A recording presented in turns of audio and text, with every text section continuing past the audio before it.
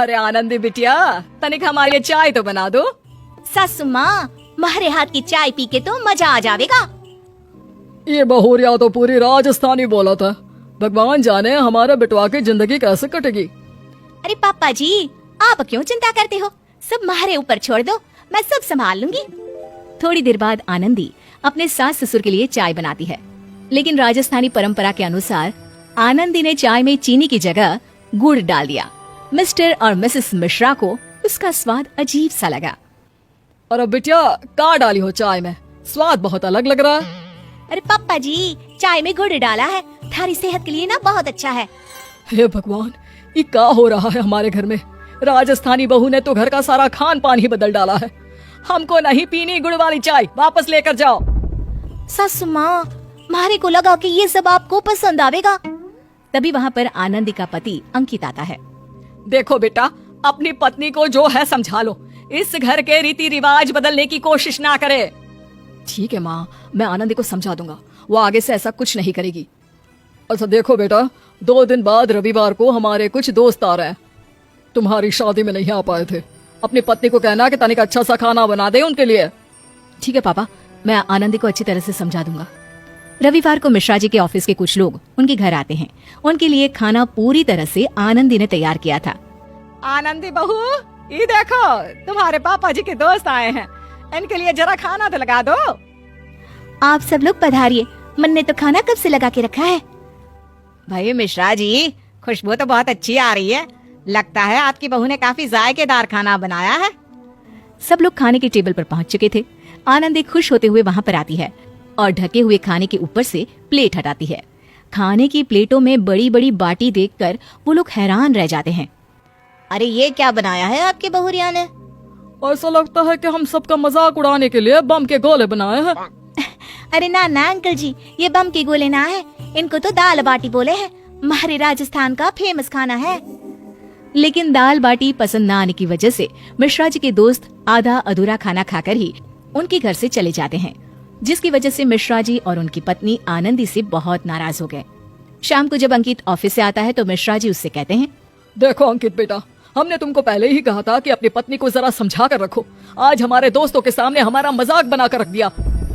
आनंदी, मैंने कहा था ना तुमसे कि तुम्हें यहाँ के रहन सहन के हिसाब से काम करना होगा। हमारे से गलती हो गई अंकित जी, आगे से पूरा ध्यान रखूंगी। रात हो चुकी थी। मिश्रा जी का पूरा परिवार सोने के लिए अपने अपने कमरों में चले गए। वहीं आनंदी की बनाई हुई दाल बाटी रसोई में बस ऐसे ही पड़ी थी। आनंदी आज बहुत दुखी थी। उसने बड़े प्यार से सबके लिए खाना बनाया था। तभी अचानक रात के अंधेरे में मिश्रा जी के घर में चोर घुस आते हैं। मिश्रा जी, उनकी पत्नी, अंकित और आनंदी सब लोग चुपचाप एक कमरे में इकट्ठे हो गए। वो सब डरे हुए थे। अब क्या होगा? हमारे घर में तो चोर घुस आया है। सासू माँ, आप चिंता ना करो, मैं अभी रसोई में जाकर कुछ सोचती हूँ। अरे आनंदी, पागल हो गई हो क्या? तुम अब रसोई में जाकर कुछ सोचोगी? क्या मतलब है उसका? हमारे दिमाग में ना एक बहुत सॉलिड आइडिया आया है। अंकित जी, आप बस ना 2 मिनट रुक जाओ।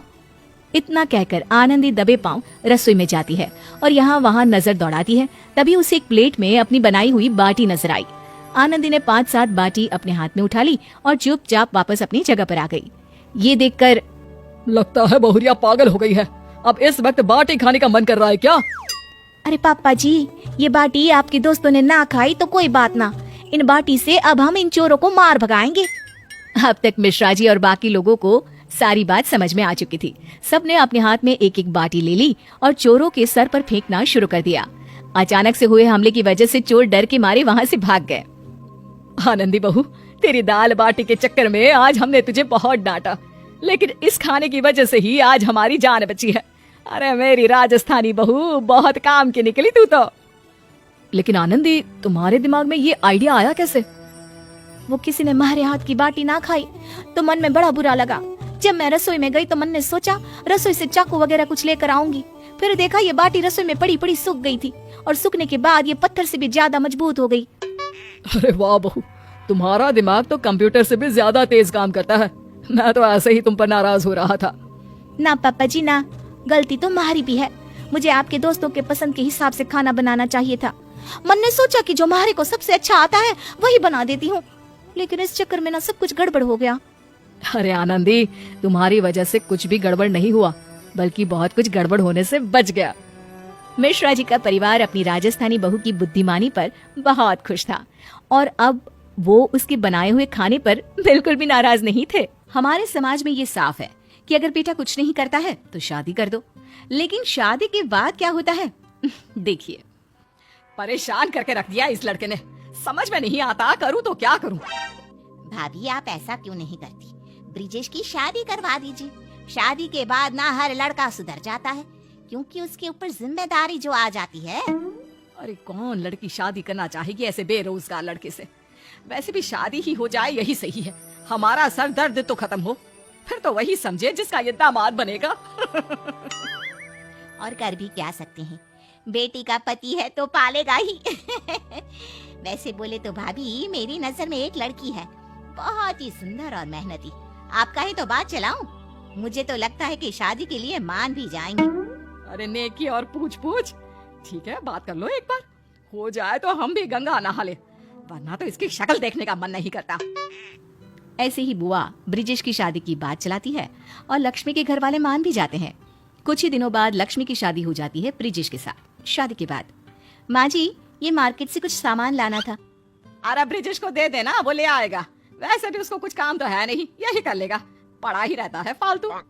माँ जी लेकिन इनको पता भी होगा कहीं कुछ गलत चीज ले आए तो। अरे फिक्र मत कर, कुछ गलत नहीं लाएगा। भाभी इस बेरोजगार को ऐसी चीजों का काफी एक्सपीरियंस है, और वैसे भी आप खुद ही सोच लो, नौकरी तो करता नहीं, घर पर बैठकर क्या करेगा, इसलिए मम्मी इसे ऐसे काम करने को दे देती है। अब जो आदमी नौकरी नहीं करेगा उसको घर के काम ही तो करने पड़ेंगे ना। लक्ष्मी को ये सब सुनकर बुरा लगता है। अगले दिन, आपके घर वाले बाहर वाले इनकी बात सुननी आपको अच्छी लगती है क्या? आप कोई नौकरी क्यों नहीं करते? नौकरी तो मैं भी करना चाहता हूँ, लेकिन मैं अपना ही कोई छोटा सा बिजनेस शुरू करना चाहता हूँ, और माँ इसके लिए तैयार नहीं होती, कहती है बहुत पैसा खर्च होगा, क्या पता चले ना चले।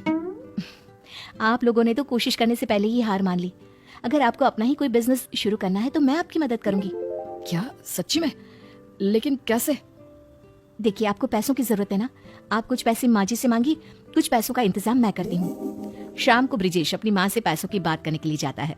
ब्रिजेश की माँ पड़ोस की औरतों से बात कर रही होती है। माँ आपसे कुछ बात करनी थी। हाँ तो बोल ना, यहाँ कौन सा कोई पराया बैठा है, सब अपने ही तो है, बोल क्या बात है। बोलिए ना, आप चुप क्यों खड़े हैं? अब माँ मैंने अपना एक बिजनेस शुरू करने का सोचा है, लेकिन क्या? माँ जी उसके लिए थोड़े पैसे लगेंगे, अगर आपके पास है तो। मेरे पास नहीं है कोई पैसे वैसे, लगता है इसका अभी तक बिजनेस का भूत उतरा नहीं। तुम्हारे ऊपर पैसे लगाने से अच्छा है कि मैं पैसों को आग लगा दूं। अरे नौकरी कर जाकर। लगता है ब्रिजेश ने काम करने का मन बना लिया है। मैं तो कहती हूँ जो बोल रहा है करने दो, कहीं बाद में मन बदल गया तो। अरे कुछ नहीं, ये बस पैसे खर्च करवाएगा, बिजनेस करना इसके बस की बात नहीं, उसके लिए दिमाग चाहिए। बोल तो तुम सही रही हो, बिजनेस करना हर किसी के बस की बात नहीं, और वैसे भी कौन जाने बिजनेस चले भी या नहीं। अरे कैसे बीवी है जो पति को नौकरी के लिए भी नहीं बोल सकती। बहू तो अंदर जा और बाकी का काम कर। रात को तुमने देखा ना, तभी माँ से मैं इस बारे में कोई बात नहीं करता था। तुमने देखा उन्होंने कैसे एकदम से मना कर दिया, उन्होंने इसके बारे में एक बार सोचा तक नहीं, बस सबके सामने मेरा अपमान कर दिया। माँ जी को ऐसे बिना सोचे मना नहीं करना चाहिए था, लेकिन उनके मना कर देने से कुछ नहीं होता। तो क्या करेंगे लक्ष्मी, मुझे तो कुछ समझ में नहीं आ रहा। बिना पैसे लगाए हम कोई भी बिजनेस शुरू नहीं कर सकते। ऐसा करते हैं, शादी के वक्त में जो गहने पहन कर आई थी उसको गिरवी रख देते हैं, इससे हमारे पैसों की परेशानी ठीक हो जाएगी। पैसों के लिए तुम्हारे गहने गिरवी रखना, मुझे ये ठीक नहीं लगता। ये गहने तुम्हारे माँ बाप ने कितने प्यार से दिए थे, और फिर माँ भी तो सच्ची कहती है, पता नहीं काम चले ना चले। लो जी, पहले ही सोच लिया कि नहीं चलेगा। मुझे तो लगता है कि आप मुझे इससे 2 गुने गहने बनवा कर देंगे ना? जरूर, तुम्हें विश्वास है तो जरूर काम चलेगा, लेकिन अगर नहीं चला तो? अरे तब की तब देख लेंगे।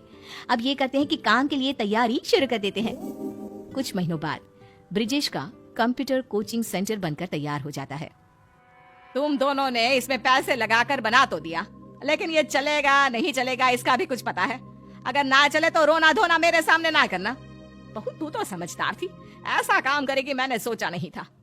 तेरे गहने पर मेरी नजर थी कि मेरी बेटी के काम आएंगे, लेकिन तू। अरे रहने देना माँ, पैसों से सिर्फ सामान आता है। अब भाई तुम अपने स्टूडेंट्स भी भाभी के पैसों से खरीद के लाना, पता नहीं खोटे सिक्के पर कोई भरोसा करेगा भी या नहीं। माँ जी और मेरी प्यारी ननद, जब हम दोनों मिलकर इतना कुछ कर सकते हैं तो मुझे ये भी यकीन है कि हमारा कोचिंग सेंटर भी अच्छे से चलेगा। हाँ, नहीं चला तो आप लोगों का तो वैसे भी कुछ नहीं जाएगा। हाँ माँ, मैं इस कोचिंग सेंटर को खूब अच्छे से चलाऊंगा। मैं लक्ष्मी की उम्मीदों पर खरा उतरने की पूरी पूरी कोशिश करूंगा। अरे देखते हैं लक्ष्मी सच में तेरी जिंदगी की लक्ष्मी है या सिर्फ नाम की। इतने में आस पड़ोस की कुछ औरतें आती हैं। बधाई हो ब्रिजेश की माँ, आपके बेटे ने कोचिंग सेंटर खोल दिया। इस सेंटर को देख मेरा बेटा भी यहाँ आने की जिद कर रहा है। कहता है मुझे भी कंप्यूटर सीखना है। अब कोचिंग यहाँ खुलने से मैं निश्चिंत हूँ, उसे कंप्यूटर सीखने कहीं दूर नहीं जाना होगा। अरे ये तो बहुत अच्छा है, खुलने से पहले ही बच्चे आना शुरू हो गए। छोटू से कहना अपने साथ अपने दोस्तों को भी ले आए। हाँ हाँ क्यों नहीं, उसने अपने दोस्तों को भी बता रखा है। तो आप छोटू को परसों से भेज देना, परसों से कोचिंग सेंटर खुल जाएगा। 1 महीने बाद। माँ देखो, मैं अपनी पहली कमाई से आपके लिए ये साड़ी लाया हूँ, और ये तुम्हारे लिए लक्ष्मी। और वो कहाँ है? इसका सामान मैं उसके कमरे में रख कर आता हूँ। माँ जी देखिए, आज ये कितने खुश लग रहे हैं। इतना खुश आज से पहले मैंने उन्हें कभी नहीं देखा। हाँ, नया नया शौक है। खुश क्या दिखेगा जब सारा दिन सोता रहता था। पता नहीं तेरे बाप ने क्या देखा, पर हमें क्या। मेरे पापा ने इनकी डिग्री और ये देखा कि इन्होंने पढ़ाई के लिए कभी आप लोगों से पैसे नहीं लिए। देश के सबसे अच्छे कॉलेज से स्कॉलरशिप से पढ़ाई की। माँ जी ये नौकरी नहीं करना चाहते थे, ये तो आप भी जानती थी। शादी से पहले ही मुझे इन्होंने सब कुछ बता दिया था और मुझे इन पर विश्वास था। हाँ माँ, लक्ष्मी के विश्वास ने ही मुझे फिर से खड़ा किया, वरना मैं तो कुछ नहीं था। मैं तो कहता हूँ कि बीवी हो तो लक्ष्मी जैसी।